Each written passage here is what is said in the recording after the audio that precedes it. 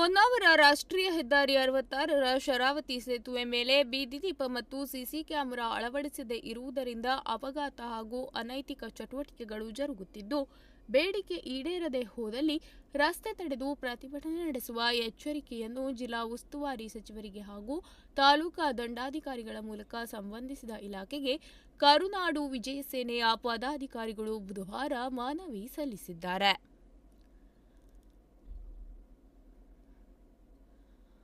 ಹೊನ್ನಾವರ ಪಟ್ಟಣದ ರಾಷ್ಟ್ರೀಯ ಹೆದ್ದಾರಿ 66ರ ಶರಾವತಿ ದ್ವಿಪಥ ಸೇತುವೆಯ ಕಾಮಗಾರಿ ಮುಕ್ತಾಯಗೊಂಡಿದ್ದು, ಈಗಾಗಲೇ ಹಳೆಯ ಸೇತುವೆಯ ಮಾರ್ಗವನ್ನು ಪೂರ್ಣವಾಗಿ ಸ್ಥಗಿತಗೊಳಿಸಿರುತ್ತಾರೆ.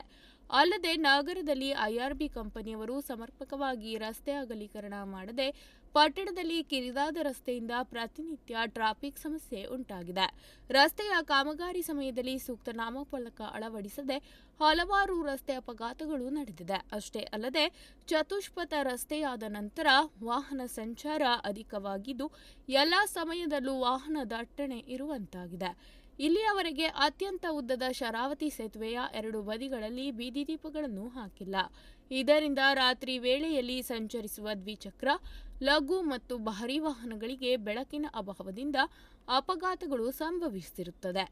15/11/2022ರಂದು ಶರಾವತಿ ಸೇತುವೆಯ ಎರಡೂ ಬದಿಗಳಲ್ಲಿ ಬೀದಿ ದೀಪಗಳನ್ನು ಹಾಗೂ ಸುರಕ್ಷತಾ ದೃಷ್ಟಿಯಿಂದ ಸಿಸಿ ಕ್ಯಾಮೆರಾಗಳನ್ನು ಅಳವಡಿಸುವಂತೆ ಕರುನಾಡು ವಿಜಯ ಸೇನೆ ಮನವಿ ನೀಡಿದರೂ ಇದುವರೆಗೂ ಎಚ್ಚೆತ್ತುಕೊಂಡಿಲ್ಲ. ಇವರ ನಿರ್ಲಕ್ಷ್ಯದಿಂದಲೇ 2 ದಿನದ ಹಿಂದೆ 3 ಯುವಕರು ಮೃತಪಡುವಂತಾಗಿದೆ. ಸೇತುವೆ ಮೇಲೆ ದಾರಿದೀಪ ಇದ್ದು ಎರಡೂ ಸೇತುವೆಯಲ್ಲಿ ಸಂಚಾರಕ್ಕೆ ವ್ಯವಸ್ಥೆ ಇದ್ದರೆ ಈ ಅವಘಡ ನಡೆಯುತ್ತಿರಲಿಲ್ಲ. ಈ ಅಪಘಾತಕ್ಕೆ ಐಆರ್ಬಿ ಅಧಿಕಾರಿಗಳೇ ನೇರ ಹೊಣೆಯಾಗಿದ್ದು, ಮರಣ ಹೊಂದಿರುವವರ ಕುಟುಂಬಸ್ಥರಿಗೆ ಐಆರ್ಬಿ ಕಂಪನಿಯವರೇ ಪರಿಹಾರ ನೀಡಬೇಕು.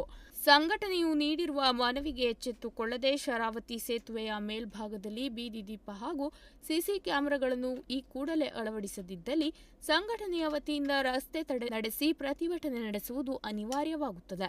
ಸಾರ್ವಜನಿಕರ ಹಿತದೃಷ್ಟಿಯಿಂದ ಈ ಕೂಡಲೇ ಶರಾವತಿ ಸೇತುವೆಯ ಮೇಲ್ಭಾಗದಲ್ಲಿ ಬೀದಿ ದೀಪ ಹಾಗೂ ಸಿಸಿ ಕ್ಯಾಮೆರಾಗಳನ್ನು ಅಳವಡಿಸುವಂತೆ ಕರುನಾಡ ವಿಜಯ ಸೇನೆ ಆಗ್ರಹಿಸುತ್ತದೆ ಎಂದು ಮನವಿಯಲ್ಲಿ ಉಲ್ಲೇಖಿಸಲಾಗಿದೆ. ಸಚಿವರಾದ ಮಂಕಾಳ್ ವೈದ್ಯ ಹಾಗೂ ಗ್ರೇಡ್ 2 ತಹಶೀಲ್ದಾರ್ ಉಷಾ ಪಾವಸ್ಕರ್ ಮನವಿ ಸ್ವೀಕರಿಸಿದರು. ಈ ವೇಳೆ ಸಂಘಟನೆಯ ಜಿಲ್ಲಾ ಗೌರವಾಧ್ಯಕ್ಷರಾದ ವಿನೋದ್ ನಾಯ್ಕ್ ರಾಯಲ್ಕೇರಿ, ಜಿಲ್ಲಾಧ್ಯಕ್ಷರಾದ ವಿನಾಯಕಾಚಾರಿ, ಜಿಲ್ಲಾ ವಕ್ತಾರ ಶ್ರೀರಾಮ್ ಜಾದೂಗಾರ್, ಜಿಲ್ಲಾ ಸಾಮಾಜಿಕ ಜಾಲತಾಣ ಶ್ರೀನಿವಾಸ್ ನಾಯ್ಕ್ ಹೊನ್ನಾವರ, ತಾಲೂಕು ಅಧ್ಯಕ್ಷ ಸಂದೀಪ್ ಪೂಜಾರಿ, ತಾಲೂಕು ಯುವ ಘಟಕ ಅಧ್ಯಕ್ಷ ಭಾಸ್ಕರ್ ತಾಂಡೇಲ್, ತಾಲೂಕು ಪ್ರಧಾನ ಕಾರ್ಯದರ್ಶಿ ರಾಹುಲ್ ಮಿಸ್ತಾ, ಸದಸ್ಯರಾದ ಕೃಷ್ಣ ಶೇಟ್, ನವೀನ್ ಡಿ ನಾಯ್ಕ್, ಪ್ರಕಾಶ್ ತಾಂಡೇಲ್ ಮತ್ತಿತರರು ಇದ್ದರು.